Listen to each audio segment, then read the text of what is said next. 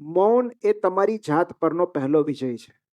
તમને તમને અશાંત કરવા માંગે. હા હા તમે બને છે અશાંત એવું. થઈ જાઓ એ એમની જીત છે. એ પ્રશ્ન અને એમને ખોટો કેમને હોય ખબર છે. પડી કે તમે અશાંત છો? તમે રિએક્ટ કરો. હા જ્યારે તમે કોઈ સ્ટેન્ડ લો છો ને ત્યારે ઘણા બધા એને અપોઝ કરે છે. જ્યારે તમે કોઈ અભિપ્રાય મૂકો છો ત્યારે કેટલા બધા લોકો તમને ટ્રોલ કરશે, વિરોધ દર્શાવશે. વિરોધ દર્શાવે કે અસંમતિ દર્શાવે ત્યાં સુધી તો વાંધો જ નથી, તમને ગંદી રીતે ટ્રોલ કરશે. આમ બોલવાની માઇકમાં હિંમત મારી બહુ ઓછી છે. ક્લાસમાં હું કામ કરી શકું છું, અચ્છા. પણ આટલા બધા લોકોની વચ્ચે સ્ટેજ ફિયર મારો પહેલેથી હતો અને આજ સુધી પણ છે. એટલે તમને દક્ષિણામૂર્તિ વધારે ગમે છે. હા કારણ કે આમાં દક્ષિણામૂર્તિમાં તો જે આગળનું સ્ટેજ છે ને એનું નામ જ અભિવ્યક્તિ રંગમંચ છે. હમ. કે ત્યાં આગળ તમારે મોજ પડી કરો, આવીને સ્ટેજ પર ચડી જાઓ, બસ હા. સ્ટેજ પર ચડી જાઓ. મારી શાળામાં પણ એવું છે, બાળકો બોલી શકે છે પણ હું નથી બોલી શકતી હજી પણ. એનું કારણ છે કે આ છે ને અભિવ્યક્તિ એનો ડર હોય. અને હા. ઇવન આ અભિવ્યક્તિના દુષ્પરિણામો પણ આવે જ છે, એના ભયસ્થાનો છે જ. અને એ કદાચ હું તમને વધારે સારી રીતે કહી શકીશ. કારણ કે જ્યારે તમે કોઈ સ્ટેન્ડ લો છો ને ત્યારે ઘણા બધા એને અપોઝ કરે છે. જ્યારે તમે કોઈ અભિપ્રાય મૂકો છો ત્યારે કેટલા બધા લોકો તમને ટ્રોલ કરશે, વિરોધ દર્શાવશે. વિરોધ દર્શાવે કે અસંમતિ દર્શાવે ત્યાં સુધી તો વાંધો જ નથી, તમને ગંદી રીતે ટ્રોલ કરશે, તમને જજ કરશે. હા, પણ એક પ્રશ્ન છે જી જે વાંચેલું છે એ અનુભવાય છે. અમુક આરોપ અને અભિપ્રાયો એવા હોય છે હા કે જેનો કોઈ પણ જવાબ આપીએ યસ આપણે વામણા જ લાગવાના. જી એ ટિપ્પણી જ એટલી વાહિયાત હોય છે કે આપણો શ્રેષ્ઠ જવાબ પણ નિમ્ન જ નિમ્ન જ લાગવાનો. એના કરતા મૌન આપણને વધુ સશક્ત વધુ સશક્ત કરે છે. ઘણી કોટ છે. તમારી થેન્ક યુ સો એટલે જ વાંચી છે. મચ. અને આવું થાય છે, કામના સ્થળ ઉપર આવું ઘણીવાર બને છે.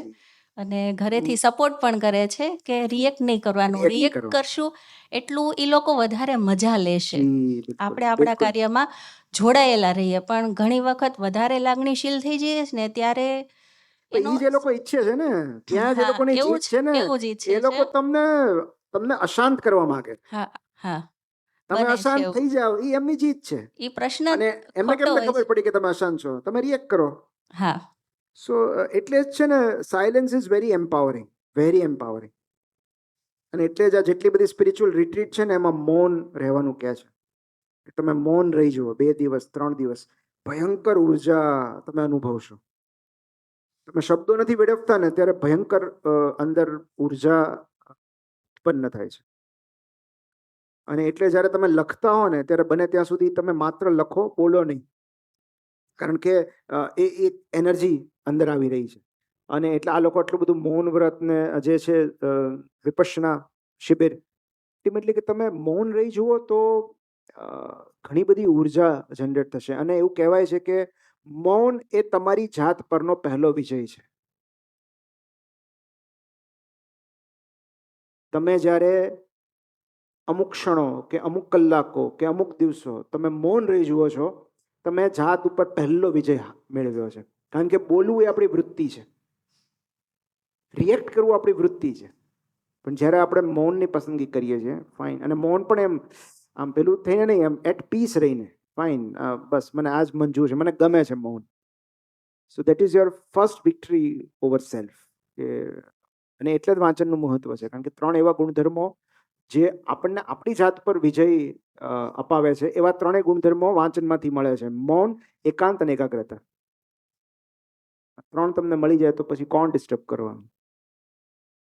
તમે કોઈ પણ ક્ષેત્રમાં કામ કરતા હો, એમાં પરદુખે સુખ્યા માણસો હોય જ. આપણે એનાથી મૌન એ એનો જવાબ છે. હા જેટલો મૌન રહેશે એટલે એ લોકોનું કે પછી એ સહન નહીં કરી શકે. નથી થતું. તમે શું કામ અને આવું આપણે નથી તો કરતા હ્યુમન બીંગ અમારી છીએ એટલે જેવું? આપણે ડિસ્ટર્બ થઈ જ જઈએ તો સ્વાભાવિક એમને છે છે. ને, એમને beat them with your kindness. હમ એ લોકો અકળાઈ જશે. તમારી પાસેથી સારા જવાબની અપેક્ષા જ નહીં હોય એમને. એ લોકો અકળાઈ જશે. Because negative people they breed on negativity, they થ્રાઇવ on negativity. Okay, તો જ્યારે તમારી પાસેથી સકારાત્મકતા મળે છે ને, એ લોકો આખા ખસી જાય છે. કારણ કે એમનાથી સકારાત્મકતા સહન નથી થતી. એ લોકો નકારાત્મકતાથી ટેવાયેલા છે.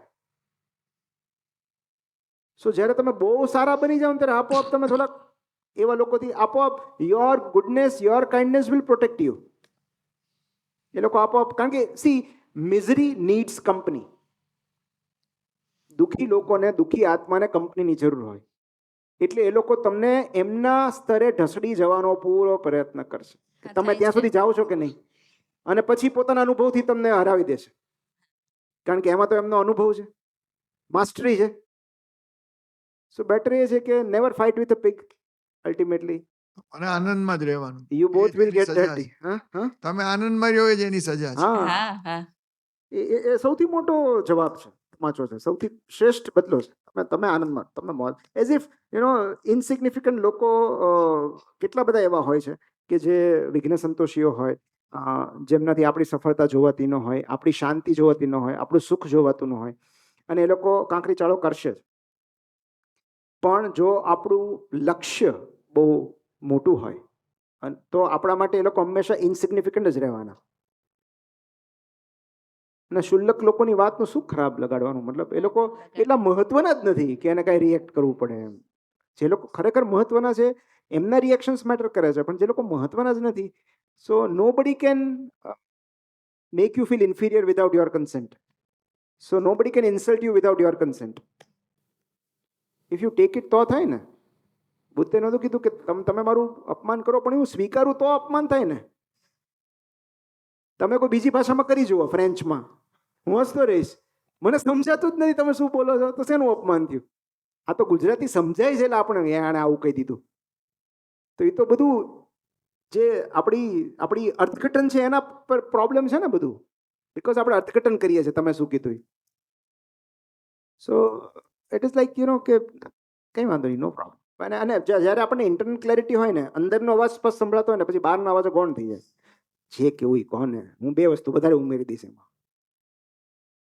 ઓકે ને, અમુક ઉંમર પછી 40 પછી તમારે જે વાતો કરવી કહો, મારા વિશે જે સાંભળવું હોય, જે અફવા હોય એને સાચી માની લેજો, અને એમાં કાંઈ ખૂટતું હોય તો મને કહેજો, 2 વાતો હું ઉમેરી દઈશ. કારણ કે પછી તમારી પાસે ઉર્જા જ નથી હોતી. અમુક એજ પછી છે ને, એમ કે 5 + 5 11 થાય. હા, સાચી વાત થાય, થતા હશે, તમે કહો થતા હશે, પછી તમે ડિફેન્ડ નથી કરતા, જશે હશે. તો એ દરેકની સામે શું જાતને સાબિત આપવાની એમ. You don't need to prove your worth. એમાં આવા શુલ્લક લોકોની સામે કાંઈ જ નહીં, જે કે હા બરાબર છે. બેઝિકલી આપણો હેતુ એક એવું કલ્ચર ઊભું કરવાનો છે કે જ્યાં ફિયર ઓફ જજમેન્ટ ન હોય, જ્યાં રડવું સાહજિક હોય, જ્યાં નિષ્ફળ જવું સાહજિક હોય, જ્યાં પડવું સાહજિક હોય, અને કોઈ ભય ન હોય. કે એક એવું કોમ્યુનિટી એનું આપણે, કે બીજું કોઈ હોય કે ન હોય, એટલે આપણે બધા એકબીજાને સમજી શકીએ, આપણે બધા એકબીજાની સાથે હોઈએ. That is ultimate. કારણ કે એમણે જે મહેંદીની વાત કરી, એમણે ત્યારે કરી હોય જ્યારે એમણે એ ત્યારે શેર કર્યું હોય, એ આપણે ક્રેડિટ લેવા જેવું છે કે એમણે એ વાત ત્યારે શેર કરી હોય જ્યારે એમને ખબર હોય કે અહીંયા જેટલા લોકો છે એમાંથી કોઈ એને જજ નહીં કરે. તો એણે એટલો આપણામાં ભરોસો રાખ્યો છે કે આપણે એને જજ નહીં કરીએ.